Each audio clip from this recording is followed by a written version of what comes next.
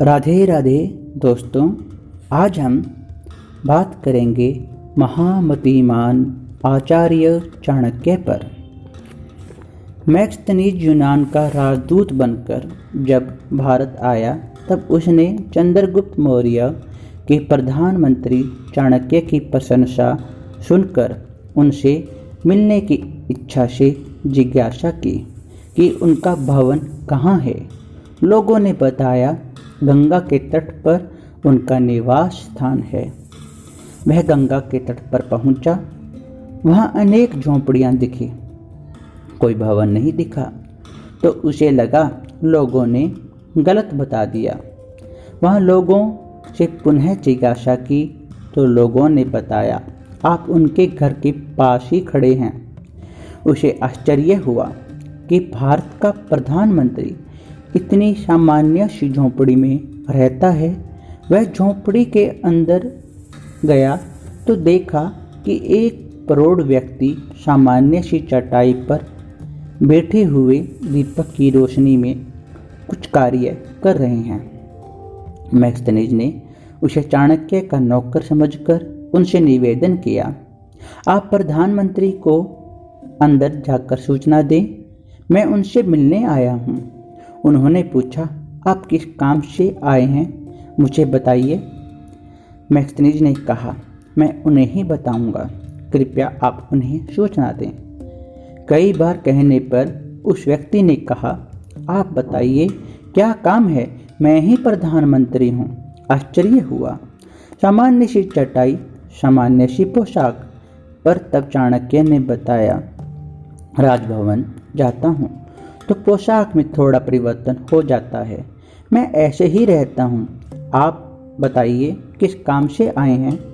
तो उन्होंने बताया, मैं यूनान से राजदूत के रूप में आया हूँ। चाणक्य ने बताया, हाँ मुझे पता है। आपको कैसे पता है? आपने जब से हमारी सीमा में प्रवेश किया है तब से अब तक की सारी सूचना मुझे है। मेरे आदमी सादे वेश में आपसे पूछताछ करते रहे हैं, तो वे सब प्रशासन के ही व्यक्ति हैं। मैक्सथनीज को आश्चर्य हुआ। गुप्तचर तंत्र इतना चुस्त और सक्रिय है। तदंतर मैक्सथनीज ने कहा, मैं प्रशासन तंत्र के बारे में बाद में जानना चाहूँगा, पहले मैं आपके व्यक्तिगत जीवन के विषय में जानना चाहता हूँ। चाणक्य के पास 2 दीपक रखे हुए थे। एक जल रहा था, उससे दूसरा दीपक जलाकर उन्होंने पहले वाला दीपक बुझा दिया। मैक्सथनीज को यह बात समझ में नहीं आई। जलते हुए दीपक को तो बुझा दिया और दूसरा दीपक जला दिया। उसने इस विषय में जिज्ञासा की। तब चाणक्य ने बताया, मैं अभी राजकार्य कर रहा था तो यह दीपक राजकीय पैसे के तेल से जल रहा था और यह दीपक व्यक्तिगत कार्य के लिए है। इसके तेल की व्यवस्था मैं अपने व्यक्तिगत खर्च से करता हूँ। व्यक्तिगत कार्य के समय में राजकीय दीपक का उपयोग नहीं करता। आपने कहा मुझे आपके व्यक्तिगत जीवन के विषय में जिज्ञासा है, अतः राज्य के दीपक को बुझाकर व्यक्तिगत दीपक को जला दिया। मैक्सथनीज यह सब देखकर आश्चर्य में पड़ गया। उनके जीवन की सादगी, सरलता, प्रशासन की सुविधा से निर्लिप्तता और इतनी चुस्त सक्रिय गुप्तचर्य व्यवस्था जो कुशल प्रशासन के लिए आवश्यक है। भारत के प्रधानमंत्री के पद पर होकर भी उसको कोई अहंकार भी नहीं है। जिस देश में ऐसा प्रधानमंत्री होगा उसको कौन पराजित कर सकता है। उसे भारत की एवं चाणक्य की सफलता का रहस्य समझ में आ गया। चाणक्य के प्रधानमंत्री तत्काल का प्रसिद्ध चीनी यात्री युआन चांग हेंत्सांग में आया था। वह अपने संस्मरण में लिखता है, उस समय भारत की प्रजा संपन्न और सुखी थी। लोग सत्यवादी थे, सदाचार में निरत रहते थे, कोई दुराचारी नहीं था, अपराध नहीं होते थे, सभी एक दूसरे पर विश्वास करते थे। न्यायालयों में आपराधिक अभियोग निर्णयाधीन नहीं थे, कारागृह में भी कोई अपराधी नहीं था। लोग घरों में ताले नहीं लगाते थे क्योंकि चोर डाकू तो थे ही नहीं। त्सांग ने अपने संस्मरण में लिखा यह भी है कि चाणक्य के कुटीर में एक गाय बंधी थी, आवश्यक हवन सामग्री थी, 2 उत्तरीय वस्त्र, ऊपर पहनने वाला वस्त्र, 2 अधो वस्त्र, नीचे पहना जाने वाला वस्त्र, 2 कौपीन, लंगोटी भी थी, अति सीमित आवश्यक एवं अपेक्षित खाद्य सामग्री भी थी।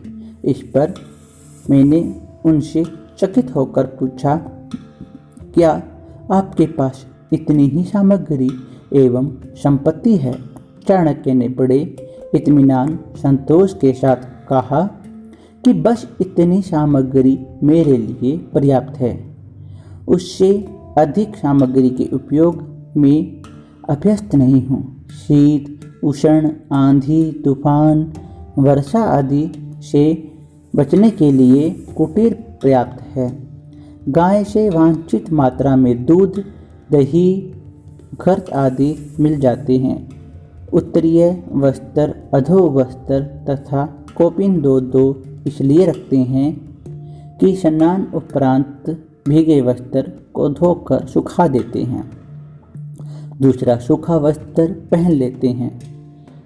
हवन सामग्री को देवताओं के निमित्त से अग्नि में आहुति दे देते हैं, जिससे देवताओं के प्रसन्न होने से अधिदैविक तापों, अति गर्मी, सर्दी, अतिवृष्टि, अनावृष्टि, अतिवायु यानी अंधड़ तूफान जन्य दुख की निवृत्ति हो जाती है। साथ ही हवन के धुएं से वायुमंडल भी स्वच्छ हो जाता है।